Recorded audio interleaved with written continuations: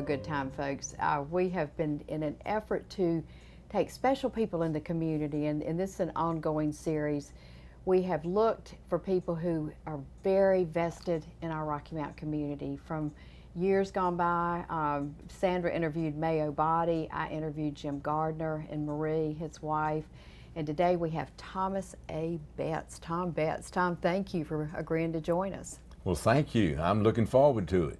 Well, there's a lot about Rocky Mount that newcomers don't know, and you've been here since you were 5 years old in the area. And before we kind of get into various things you're involved in and kind of bring us up to date on some of those, give us a little bit of your history, like when you moved here and what your parents did and what your upbringing was like. I was born in Leakesville, North Carolina. My father was a cost accountant for Marshall Field. When I was 5 years old, my mother lost her father and her mother and her two brothers. Now, they had a family farm, 1,500 acres, and there was nobody to run the farm.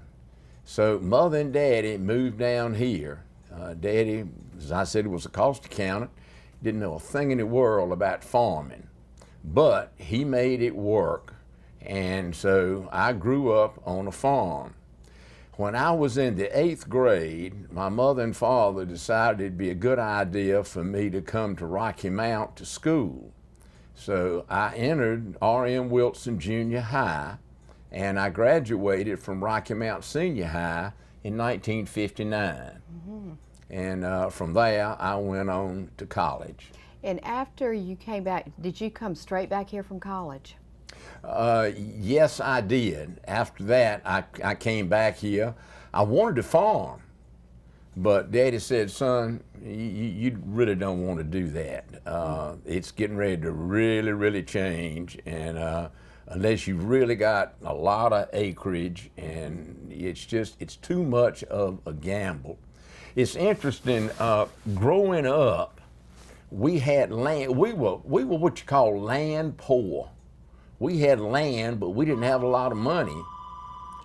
And it was just an awful situation because I kept hearing Daddy say almost every night, if it doesn't rain, we're gonna lose the farms. Mm-hmm. If it doesn't quit raining, we're gonna lose the farms. And I just had an awful fear of not being able to make a living. So I was very fortunate. There was a little small insurance agency in Whitaker's that was available for sale, and Daddy helped me make the down payment, and I started in the property and liability insurance business. What was your major in college? My major in college, well, you know, let's get honest here. I went to 3 different schools. Okay. I majored in State College in mechanical engineering. If you talking about a misfit, boy, that glove had 7 fingers in it because it was awful. Mm-hmm. I flunked out of there. I started selling encyclopedias. Mm-hmm. You see, I was always worried that I was not going to be able to make a living. Mm-hmm. And I was not doing well in school, and so I dropped out of State College and started selling encyclopedias. And I was pretty successful with it. I can see that. Anyway, I did that for a couple of years, and then I came back home and got into the property and liability insurance business.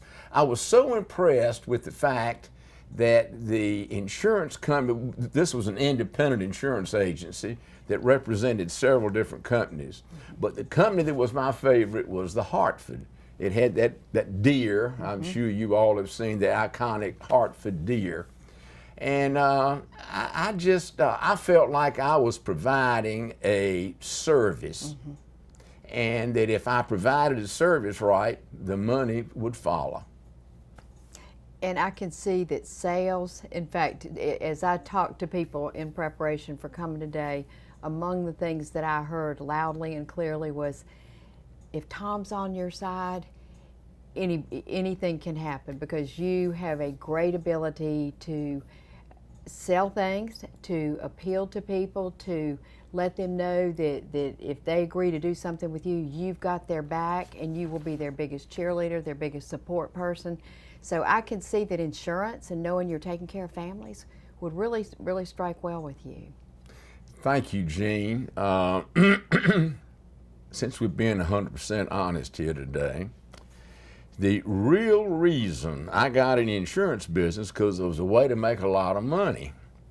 And I knew that the way to keep my clients was to give them good service.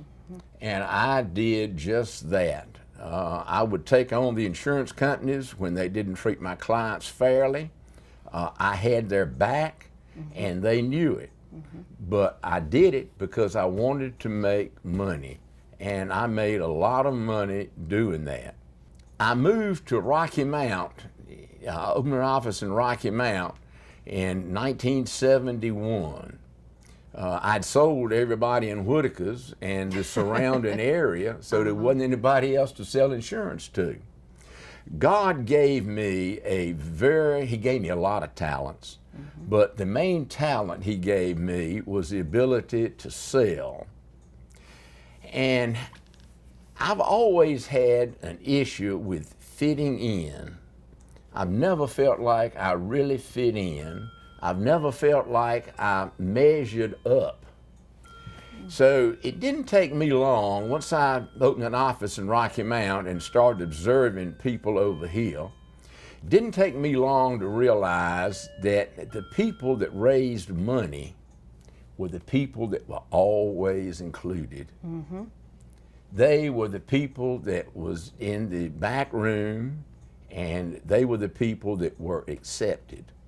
I've had an awful time in my life feeling like I said before, I was worthy and that I was acceptable.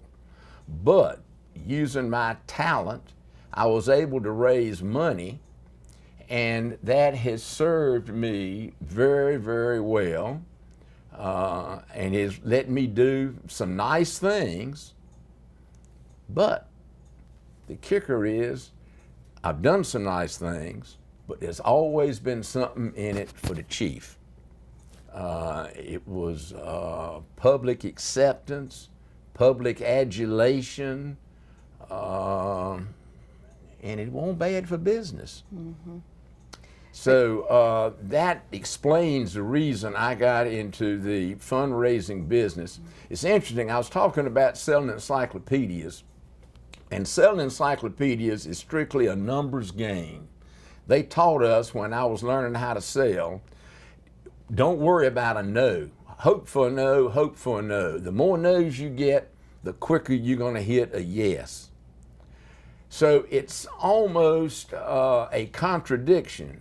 Here I am on one side feeling afraid of being rejected, and on the other side I'm out there selling encyclopedias, and if I get a no, it ain't no big deal, because the more no's I get, I'm gonna have more yeses down the road. So I was able to use that thought process to not fear about being told no when somebody wouldn't buy insurance from me, or when somebody would not give me the money that I was asking for. So a lot of people are afraid to raise money because they don't want to be told no. Well, that has just never bothered me, because yes is always around the corner. You have served in so many capacities in the community, chaired things, taking on, I almost feel like you don't personally know how to say no, because you have been so generous with your time and talent, not only in raising money, but in leading things and helping form Carolina's Gateway Partnership. And I mean, as I read the list, Tom, of things you've done, you have, I don't know how you were able to do really well in insurance, because you have just given so much talent and so much time to this community. That's very personally fulfilling for you, isn't it? Well, thank you. You make me sound noble, which I am not. several answers to your question. I don't have any hobbies. I have 0 hobbies. I do Sudoku. That's the only hobby I've got. That's good for your brain, keep you sharp. So, doing things with the chamber, doing things with the various other community projects I've worked with has given me again, a feeling of belonging, a feeling of being a part of, a feeling of importance to a certain degree. I remember being in school, back in grade school in Whitakers. There were 3 or 4 children that they lived out in the country. They were sharecroppers, and they never had anything but a little broken down stub of a pencil, maybe 1 or 2 pieces of paper that was kind of wrinkled up. And that always bothered me. I thought, there can't be anything worse than a parent. And at that time it was a man, because men head up all the houses back then. I can't imagine anything worse than not being able to give your children a pad and a couple of pencils to school. And I'll never forget when Blanchard Yarn Company wanted to come to Whitakers. That was going to be a big deal for us, because that was our first real major manufacturing company. And I was able to raise a little money as an incentive to help them come. And my motivation for that was, this is going to help people have jobs. Everybody in this country that wants a job ought to be able to have one. And that was my real motivation in getting involved with the Carolinas Gateway Partnership. I felt guilty that I had things that other people didn't have, and I never could quite get that right in my belly and in my head. So that feeling of guilt has followed me around for a long time. But helping people get jobs, I don't believe there's anything better you can do for somebody. So that makes me feel better. So I'm really doing it for Tom. Yes and no. Tom, you have helped more people who will never know you've helped them, and that doesn't bother you at all. Of all the people I know who are happy to jump in and say, sure, I'll head this, and sure, I'll contribute or whatnot, with wanting no credit for themselves. That's you. That's when, and I know the times that you have called me and asked me when you were getting seed money for Carolinas Gateway Partnership. There was never 1 minute's doubt by me or anybody, but that you were invested in it first. You never ask people to contribute unless you personally have got skin in the game. And your skin in the game is always your personal talent, your business acumen, your love for the community, but also you get out there and do the work too. So I don't know what this community would do without Tom Betts. Well, you're very kind. I learned early on, if you don't buy it, you can't sell it. And I also learned very early on that if people ain't buying what you're selling, you had better change the product or change your pitch. Let's talk about banking. You were involved with Centura. You were on their big board, as we call it. Yeah. Kind of for people who weren't here when the banks were a big deal in town, kind of talk about the importance of Rocky Mount coming through as an entrepreneurial town, and how things have changed. And this is going to be a long answer, but what do you see our future versus what it was during your lifetime earlier? That's interesting. I've had a lot of good things happen to me in my life, but I will never, ever forget the day that Jim Powers came to my office and asked me if I would be on the big board of the Planters Corporation. That, for the first time in my life, validated me. Wow. And I can't tell you how thrilled I was at that. Back in Rocky Mount in those days, we were truly an entrepreneurial town, as you know. I mean, people were growing and going. Businesses were being formed. Existing businesses were expanding. They were really the good days. Companies like Lewis Advertising, Brewer Paint.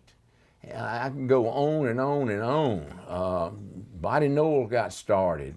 The banks were the powerhouses behind that. Don Stallings got started. And the banks were the money behind that. And by being on the corporate board of those banks, actually I was on the loan committee, and it was really encouraging, and it was exciting to see the banks fund these various businesses and various new ideas. Peoples and Planters competed, obviously, and they each had their own markets, but they did a lot of things together that a lot of people are not aware of. One of the major things they did was they were such good corporate citizens. They gave and they gave and they gave and they gave, and you were well aware of that. We don't have as much of that today. We don't have nearly as much of that today as we used to have. And of course, Hardee's with Jack Lockery was Oh just yeah, and fantastic. Hardee's with Lockery. Of course, we've still got Body Noel with Mayo and formerly Nick. There were just lots and lots of people that were giving, and it was in style. I mean, if you didn't give, there was something wrong with you. I mean, you had people like Dewey Weaver, Dick Barnhart, Lindy Dunn, I can go on and on and on, that were the major fundraisers in town. The Dunn Center being one from Lindy's family. Exactly right, exactly right. So Rocky Mount was the place to be, and it did great. And then, of course, we lost the textiles, and then as a result of the flood, we lost Hardee's. And I don't think we have ever really recovered from the flood. I think we are recovering. I am not nearly as down on Rocky Mount as a lot of people are. I mean, we've got a heck of a mess downtown. No need to go into all that, but everybody knows what our situation is. We have poor leadership. I think, though, that what we need to do is concentrate on what a professional football team does. When you got a losing season, first thing you do is you fire the coach and you trade some players. Takes you a couple of years to rebuild, and then you're usually back in the championship run. Excuse me. I think Rocky Mount is in a rebuilding cycle right now. I have every confidence that we're going to get City Hall straightened out sooner than later. And we have so many things in our favor. Norris Tolson has done a magnificent job in attracting industry here, and he's just getting started. And he loves it. I mean, he does love it. I told him today, no amount of money could have hired somebody as good as he is, because he's doing it for the love of the job and brought a lifetime of talent. But he says the same thing about you. I mean, y'all are great fans of each other. But Norris knows what he's doing. Norris knows how to close a deal, and he has just gotten. And I know you know what he's got going on. I think we're going to wind up being a distribution hub with the CSX location here. We're going to be a hub that taking containers off trucks and putting them on trains, and taking them off trains and putting them on trucks. And Norris tells me that he's got a lot of distribution companies that want to locate here, want to build warehouses and that type of thing. And we're the perfect spot, 95 and 64 plus the railroad. I mean, we really do have a whole lot going for us. And I am very encouraged that Sandy Robertson hopefully will be our next mayor. Sandy understands how to get jobs. He understands how to create jobs. And Sandy also knows how to close a deal. So I think we have really, really got a lot of bright days ahead of us. You take Capital Broadcasting Company. Mm-hmm. Jim Goodman is brilliant. I don't know how many millions of dollars, I'm sure it's north of 50, that he has invested in this town, and he ain't stopping anytime soon. So, I mean, if somebody of his knowledge and his business ability thinks there are deals in Rocky Mount, there are deals in Rocky Mount. I'm afraid sometimes that we just see the same old trees, and that's all we can look at. People from out of town, particularly the Triangle, are coming to town, and they're buying stuff, Gene, and they tell me the reason they're doing it is because it's such a good deal. Oh, absolutely. And I tell people, I've lived a lot of different places. There are no nicer people than there are in Rocky Mount. I mean, when I sold almonds, we could have lived elsewhere, but I didn't want to live anywhere else. We really, the people who are here, like you said, can't see the forest for the trees, but the kindness, the generosity, just the basic goodness and wanting the best for others that's exhibited in this town, you just don't see everywhere by any means. And we take a lot of that for granted. I want to mention another subject, because you have really thrown your heart out helping people. You had a personal addiction and took it on and have certainly overcome it yourself, or continuing, I guess you continue to overcome it. But Tom, I think it's so admirable that you've made it your mission to help other people. Tell us a little bit about that. I started drinking in my teenage years, and I just got to the place I couldn't handle it. I drank and drank and drank and drank. And finally, when I was 71 years old, 72 years old, it occurred to me that I could no longer handle my whiskey. So I checked into a treatment center, Fellowship Hall up in Greensboro, and I stayed 28 days. It's the best thing I have ever done. It has not only helped me stop drinking, but it has taught me how to deal with life on life's terms. I have had difficulty with relationships in the past. I've had difficulty with wanting it to always be hooray for me and to hell with you.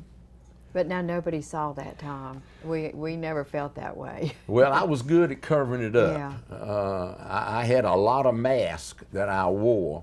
In any event, AA has helped me have a much happier life.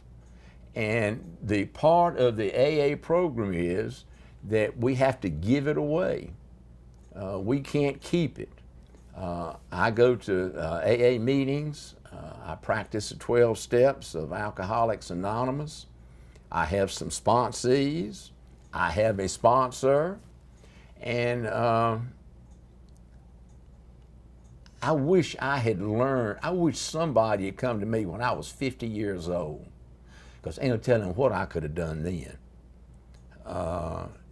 My drinking problem, I was fortunate in that I was able to function while I was drinking too much. But boy, it would have been so much easier if I had made this change when I was 50 years old. But I didn't. It is what it is, and I am where I am. And I think, including going on the Planners Corporation Board, AA is the best thing that has ever happened to me other than my family. It has just opened up so many doors. It has just, it's helped me know how to function and know how to respect other people and to understand other people. You know, I used to think I was the only person that had fears. I used to think I was the only person that worried. I used to think all those things. You know, ain't a dime's worth of difference in any of us. Right. I mean, we all got fears, we all got apprehensions, we all worry. We all have terrible things happen to us. Yes, I mean, yes, as you know, And many we- times. but we look to the future. And it's we- just it is a method of coping, and it has changed my life. And I think your willingness to have people come up and you want to help them. If you hear of somebody who has that problem, then you are so willing to help them and want to help them and help them benefit from what you've learned. Well, part of the program is, as I said before, part of the AA program is that we have to pass it on, and it teaches us how to give, teaches us how to give for the right reasons. And I'm very excited because the changes made in my life, I wanted to make in other people's lives. And I decided to go public with it because I'm retired. I can't be harmed by it economically.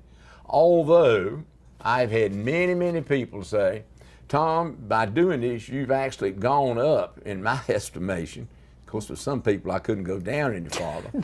But it is a new way of life, and I want other people to have it. I've had wives, I've had sons, I've had daughters of people that drink too much, and some of those are willing to accept help, and some of them aren't. But the fact that they know that I'm an alcoholic, they don't have any problem coming to me, and they understand the anonymity, which I respect completely. And so, you know, it's a way of helping somebody, and it's a way of somebody. I don't want to see people as miserable as I was. I wanted you to talk about your daughters and Mary Davis. You've got wonderful family. You know, I do have a wonderful family. I've been married over 40 years. I missed an anniversary one year. I wish I hadn't done that. No. But I have two daughters. One is 40, one is 37. One is in Richmond. She has two children. And one is in Raleigh that is not married, but she is a licensed social worker. And she is very, very involved in her social work. And she has the niche for figuring out people's problems and helping them solve those problems. She got that from her mother. Her mother has a wonderful ability to size people and situations up. My daughter in Richmond she sells clothes, and she's good at it. And she's very happy. So I had been very, very blessed. We've had the minor family problems, but we haven't had any major issues. Well, you've still got a lot of years we want you to keep giving to Rocky Mount, and I have to tell you, I have no doubt, because this is your passion, finding ways to help people, and to jump in there and just really, I think that's what keeps you going a lot, is knowing that you're living to all of us a life that matters, because you really care about people and you want other people to benefit and find ways to help them through public service. Well, Rocky Mount has been mighty, mighty good to me. I came along at the right time, and but again, this is Chief coming out. The better Rocky Mount did, the better I was going to do.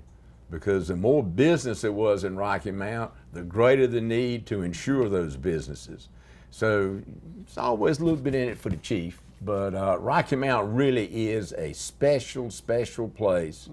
A lot of people tell me the same thing you do, Jean. I really do like it here, and in spite of all the little warts we got, it's kind of a sweet place. Well, Tom, thank you. We're going to come back in 10 years and do this again, okay? Okay. I think you and I have a little more age on us, but thank you for all you do. Thank you for your friendship, and thank you for being so honest with us. Thank you. Really appreciate it, and thank you.